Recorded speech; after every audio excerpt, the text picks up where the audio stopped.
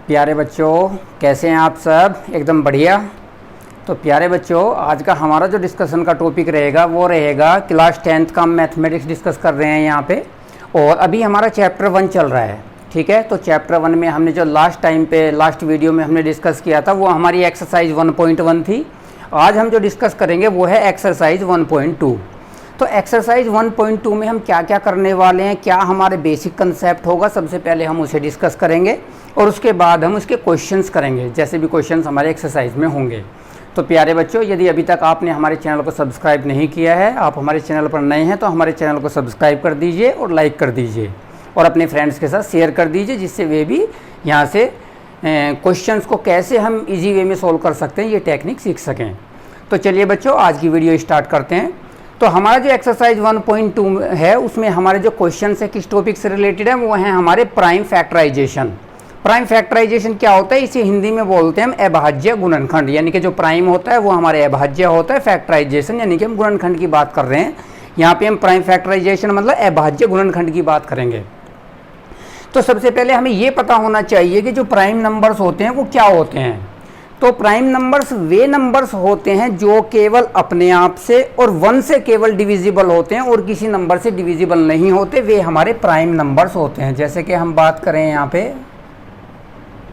Prime numbers, तो prime numbers कैसे होते हैं, जो केवल अपने आप से कटेंगे और 1 से कटेंगे। जैसे सबसे छोटा जो प्राइम नंबर होता है वो 2 होता है, उसके बाद होता है 3 होता है, उसके बाद 5 होता है, उसके बाद 7 होता है, उसके बाद 11 होता है। तो इस तरीके के हमारे जो नंबर्स होते हैं इन्हें हम बोलते हैं प्राइम नंबर्स, यानी कि अभाज्य संख्याएं।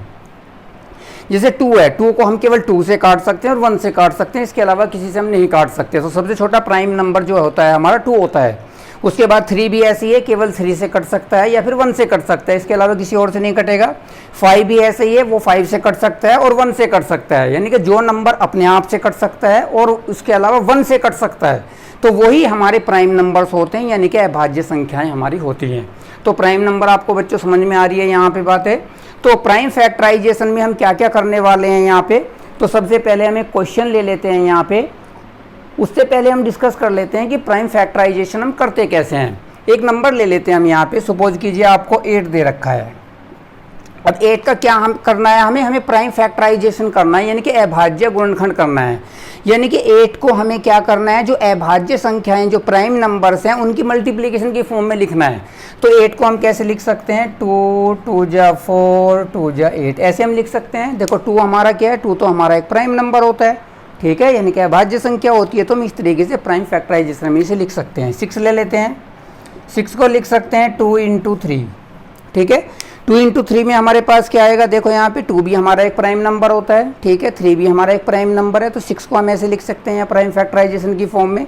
ऐसे कोई दूसरा नंबर ले लेते हैं, यहाँ पे हमने ले लिया 15। 15 को हम कैसे लिख सकते हैं, 3 × 5, ठीक है। 3 भी हमारा प्राइम नंबर होता है, आप यहाँ पे देख सकते हैं, ठीक है, अभाज्य संख्या है। और 5 भी हमारा प्राइम नंबर होता है, ठीक है। तो 3 5 जो 15, ये हमारा इसका प्राइम फैक्टराइजेशन हो जाता है, ठीक है। तो यदि हमसे कोई बोलता है 6 का प्राइम फैक्टराइजेशन क्या होता है, अभाज्य गुणनखंड क्या होता है, हम 2 × 3 बता देंगे, ठीक है। 8 का बोलते हैं तो 2 × 2 × 2 लिख देंगे हम वहाँ पे। 15 का बोलते हैं 3 × 5 लिख देंगे वहाँ पे। इसी तरीके से यदि कोई 12 का पूछता है तो हम क्या लिखेंगे, 2 × 2 × 3, ठीक है। यहाँ पे जो 2 आ रहा है वो भी हमारा प्राइम नंबर है, 3 भी हमारा प्राइम नंबर है। तो 2 2 जा 4 3 जा 12। तो इस तरीके से हम किसी भी नंबर को यहाँ पे प्राइम फैक्टराइजेशन की फॉर्म में लिख सकते हैं, ठीक है। कोई भी नंबर हमें यदि गिवन है, ठीक है, स्मॉल नंबर भी हो सकता है, कोई लार्ज नंबर भी हो सकता है, तो उसे हम यहाँ पे प्राइम फैक्टराइजेशन की फॉर्म में लिख सकते हैं। तो प्यारे बच्चों, आई थिंक ये बात आपको यहाँ तक समझ में आ रही होगी। अब इसके क्वेश्चंस कैसे हैं एक्सरसाइज में, यानी कि 1.2 में हमारे किस टाइप के क्वेश्चंस आने वाले हैं, उन्हें अभी हम डिस्कस कर लेते हैं। यहाँ पे देखिए 1 बाय 1। सबसे पहले हम क्वेश्चन 1 ले लेते हैं यहाँ पे।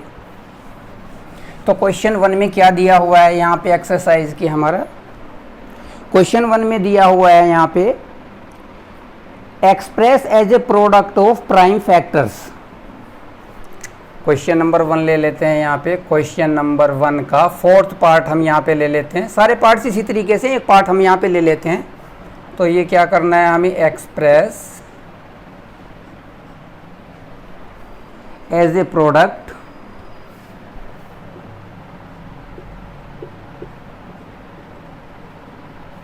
As a product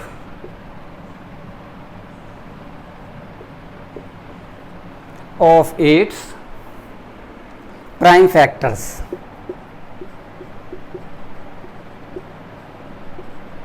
prime factors. और नंबर हमें क्या गिवन है यहाँ पे? नंबर हमें गिवन है 3825। नंबर हमें गिवन है यहाँ पे 3825। यानी कि क्वेश्चन नंबर 1 का जो फोर्थ पार्ट है, यानी कि क्वेश्चन नंबर 1 किससे रिलेटेड है? Express as a product of its prime factors. यानी कि जो भी नंबर हमें दे रखा है उसे हमें प्राइम फैक्टर की प्रोडक्ट यानी कि गुना की फॉर्म में लिखना है। ठीक है, प्राइम फैक्टर्स यानी कि अभाज्य गुणनखंड की, ठीक है, गुना के रूप में हमें लिखना है। तो हमने यहाँ पे फोर्थ पार्ट लिया है, बाकी जो फर्स्ट, सेकंड, थर्ड और जो बाकी पार्ट्स हैं वो सब इसी तरीके से हो जाएंगे जैसे हम यहाँ पे फोर्थ पार्ट आपको बता रहे हैं। तो देखिए कैसे करते हैं। सबसे पहले हम यहाँ पे 3825 लिख लेते हैं। ठीक है, तो इसके प्राइम फैक्टर्स निकालने के लिए हम क्या करेंगे? सबसे पहले इसे देखते हैं किस नंबर से कट जाता है। यहाँ पे देखते हैं, देखो हमारा 2 से तो कटेगा नहीं क्योंकि लास्ट में इसके 5 है। ठीक है, तो हम 3 से कट करने की कोशिश करते हैं। यहाँ पे 3 1 जा 3, 3 2 जा 6, 2 बचेगा, 3 7 जा 21, 3 5 जा 15। 3 से कट जा रहा है ये। फिर से 3 से कट करने की कोशिश करेंगे। 3 4 जा 12, 3 2 जा 6, 3 5 जा 15। ठीक है, अब 3 से नहीं कटेगा, अब इसे 5 से कट करने की कोशिश करते हैं। 5 8 जा 40, 5 5 जा 25। ठीक है, अब इसके बाद फिर से 5 से कट करने की कोशिश करते हैं। 17 आ जाएगा और अब तो ये केवल 17 से कटेगा तो नीचे हमारे पास 1 बच जाएगा। तो कब तक हमें ऐसे कट करना है? जब तक नीचे हमारे पास 1 बचता है। इतनी बात समझ पा रहे हो आप? अब इसके बाद देखिए यहाँ पे ये हमने 3 से डिवाइड किया, फिर 3 से किया, फिर 5 से 17 से। ये क्या है? ये सब प्राइम नंबर से तो हैं हमारे पास। यानी कि ये जो हमें वैल्यू दे रखी थी 3825, ये जो नंबर दे रखा था इसे हम कैसे लिख सकते हैं? 3 × 3 × 5 × 17, यानी कि 3 × 3 × 5 × 5 × 17। यानी कि ये जो नंबर था 3825, इसे हम प्राइम फैक्टर्स की प्रोडक्ट के रूप में कैसे लिख सकते हैं? देखो प्रोडक्ट ही तो हो रही है सबकी यहाँ पे। ठीक है, और प्राइम फैक्टर्स यानी कि अभाज्य गुणनखंड प्राइम नंबर से हमारे पास देखो 3 3 5 5 17, ये सारे हमारे प्राइम नंबर ही तो हैं। तो ये 3825 का हमारे पास हो जाएगा प्राइम फैक्टराइजेशन और यही हमारा फाइनल आंसर होगा। यानी कि केवल हमें इतना करना है एग्जाम में और उससे ही हमारे यहाँ पे फुल मार्क्स मिल जाएंगे। ठीक है, तो कभी भी आपको कोई क्वेश्चन एग्जाम में आता है कि आपको as a product of prime factors की फॉर्म में लिखाना है, यानी कि अभाज्य गुणनखंड के गुना के रूप में लिखना है। ठीक है, हिंदी में ऐसे बोलेंगे तो हमें क्या करना है? सबसे पहले इस तरीके से हम उसे कट करके देख लेंगे किस नंबर से कट कर रहा है। ठीक है, जब तक 1 नहीं आ जाता नीचे। ठीक है, और वो जब हम प्रोडक्ट की फॉर्म में लिखेंगे वही हमारा प्राइम फैक्टराइजेशन यानी कि अभाज्य गुणनखंड आ जाएगा, वही हमारा फाइनल आंसर होगा। ठीक है प्यारे बच्चों, तो बाकी के पार्ट आप इसी तरीके से कर लेना। किसी में प्रॉब्लम आएगी तो आप हमें कमेंट सेक्शन में बताना, हम आपको बताएंगे। ठीक है, तो ये हमारा क्वेश्चन 1 था। इसी टाइप के क्वेश्चन है। क्वेश्चन 1 में जितने भी पार्ट्स हैं वो सब इसी टाइप से होने वाले हैं। अब हम ले लेते हैं यहाँ पे क्वेश्चन 2। क्वेश्चन 2 में हमें क्या मिलने वाला है? यहाँ पे क्वेश्चन 2 देखिए, क्वेश्चन 2 का हम लेते हैं यहाँ पे फर्स्ट पार्ट। फर्स्ट पार्ट में हमें क्या दे रखा है? क्वेश्चन 2 के फर्स्ट पार्ट में दे रखा है कि we have to find LCM and HCF। हमें क्या फाइंड आउट करना है इसमें? Find LCM and HCF, also prove, यानी कि इसके अलावा और हमें क्या प्रूव करना है? A × B is LCM × HCF, ये हमें प्रूव करना है।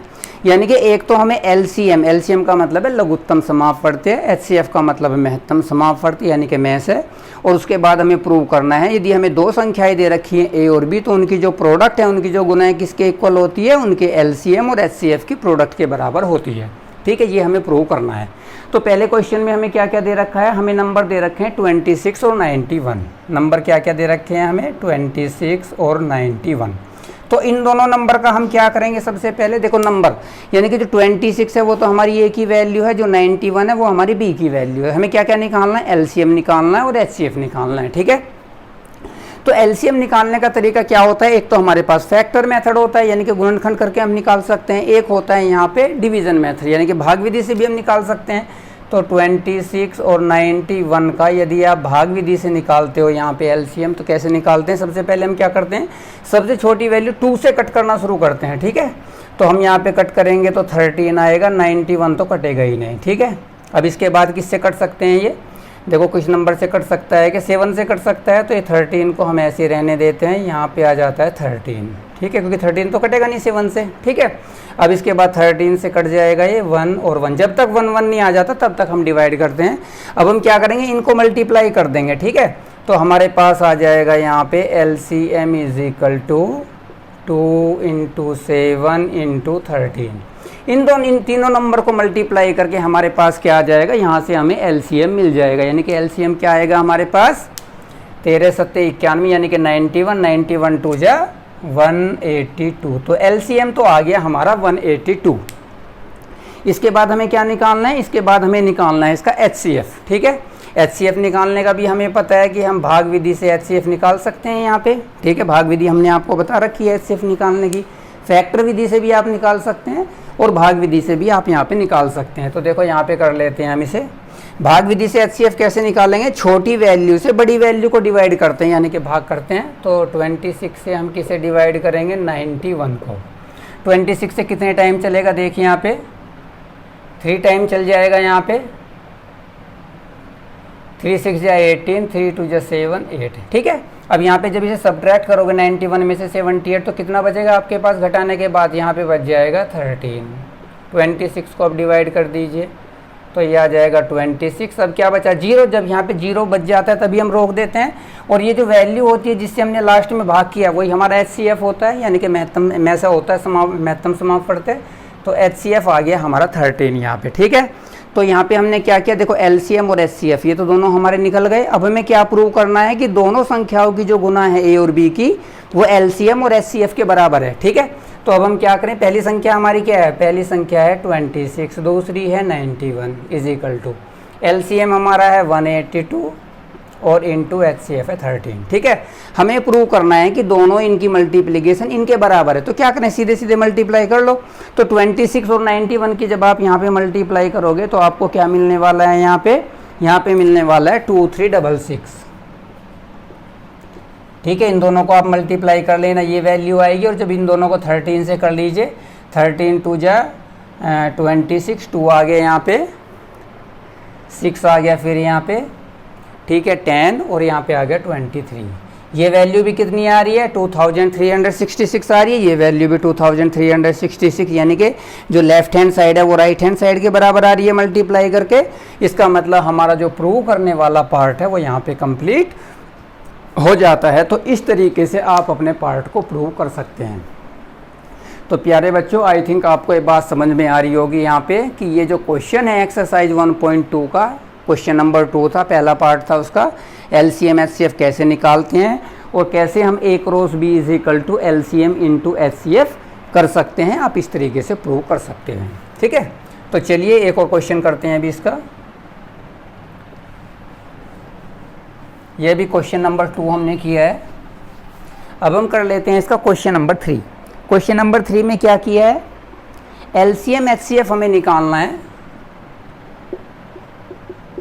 Find LCM and HCF using prime factorization। prime factorization कहने का मतलब हमें LCM और HCF निकालना है प्राइम फैक्टराइजेशन का यूज करके। और नंबर हमें क्या क्या दे रखे हैं, 12, 15 और 21। ये 3 नंबर्स हमें दे रखे हैं, 12, 15 और 21। ये क्वेश्चन नंबर 3 का फर्स्ट पार्ट है। तो हम LCM कैसे निकालेंगे, सबसे पहले हम प्राइम फैक्टर करेंगे इनके, ठीक है। तो 12 के यदि हम प्राइम फैक्टर करेंगे तो कितना आएगा, 2, 2 जा 4, 3 जा 12। ये इसके प्राइम फैक्टराइजेशन आ गई 12 के। ऐसे 15 के करेंगे तो 3 × 5 आ जाएगा।